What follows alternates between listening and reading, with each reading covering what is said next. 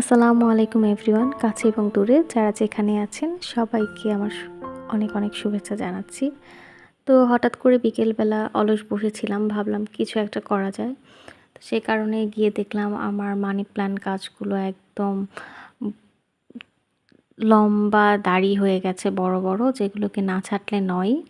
তো সেজন্য আমি টবটা নামিয়ে নিলাম। তো নিয়ে ভাবলাম একটু এদেরকে দাড়ি-মোছ শেভ করে দিয়ে নাপিত হয়ে যাই। তো আজকে আমি গাছের নাপিত হয়ে গেছি এবং উম এদের একটা কাটিং দিয়ে নতুন স্টাইলে হেয়ার গ্রো করার চেষ্টা করছি।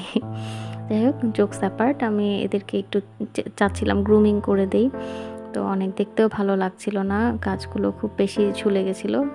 সেজন্য ডালগুলো কেটে দিচ্ছিলাম, কেটে একটা শেপে নিয়ে আসছিলাম এবং আমার মানি প্ল্যান্টগুলো সব নষ্ট হয়ে যাচ্ছিলো। তো ভাবছিলাম এগুলোকে কাটিং করে আবারও কোনো কিছু করা গেলে এখান থেকে আবার নতুন